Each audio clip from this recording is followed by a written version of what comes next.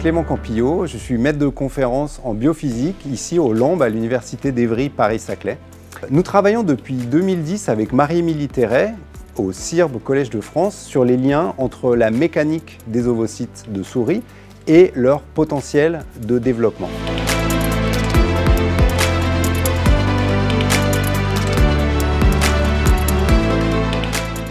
Grâce au projet BME, nous avons démarré une collaboration avec Elsa Labrune, qui est praticien hospitalier aux Hospices civils de Lyon, et nous avons pu travailler sur des ovocytes humains. Alors le contexte de ces recherches, c'est la sélection des ovocytes dans le cadre des processus de procréation médicalement assistée. En effet, la PMA a un taux de succès qui est assez faible et de plus en plus de couples y ont recours. Notre idée, c'est d'utiliser des mesures mécaniques des ovocytes comme biomarqueurs de qualité ovocytaire dans le cadre de la PMA. Je m'appelle Rose Bulto, j'ai un diplôme d'ingénieur agronome et un master en biologie moléculaire. J'ai bénéficié du financement BME dans le cadre de mon contrat d'ingénieur d'études entre décembre 2020 et décembre 2022, où j'ai commencé à travailler sur une technique de mesure des propriétés mécaniques en microscopie à force atomique, AFM. L'élément central de cette technique, c'est une sonde qui va interagir avec l'échantillon avec une certaine force et qui va donc appuyer sur l'échantillon et créer une déformation dans l'échantillon.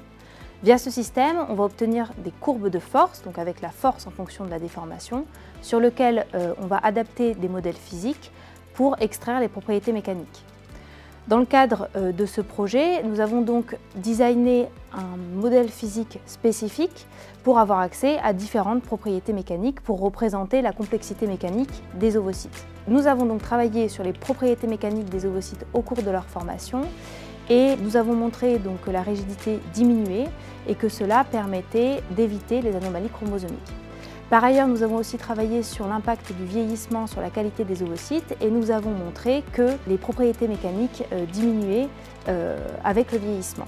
Dans la suite de ce projet, nous avons souhaité transférer notre technologie chez l'humain. Pour cela, nous avons collaboré avec Elsa Labrune, médecin biologiste à l'hôpital Mère-Enfant de Lyon. Le but de ce projet est donc de savoir si, comme chez la souris, chez l'humain, les propriétés mécaniques pourraient aussi être utilisées comme biomarqueurs du potentiel de développement des ovocytes. Maintenant que nous avons mesuré par microscopie à force atomique les propriétés mécaniques des ovocytes, nous utilisons ces propriétés mécaniques pour développer des puces microfluidiques. Ça, c'est le travail de Lucie Barbier, qui est postdoctorante au CIRB. Et grâce à ces puces, nous allons pouvoir sélectionner les ovocytes en fonction de leurs propriétés mécaniques. L'intérêt de la microfluidique, c'est que contrairement à l'AFM, on va pouvoir le transférer dans un cadre hospitalier. Donc l'ensemble de ce projet est intrinsèquement interdisciplinaire, c'est-à-dire qu'il se base sur 3 partenaires qui ont des compétences complémentaires en biologie cellulaire, en médecine hospitalière et en physique. Et c'est grâce à cet ensemble de compétences que nous allons pouvoir d'abord disséquer les liens entre propriétés mécaniques et potentiel de développement de l'ovocyte, mais aussi proposer de nouvelles approches technologiques qui seront transférées en milieu hospitalier et qui permettront d'améliorer le taux de succès de la PMA.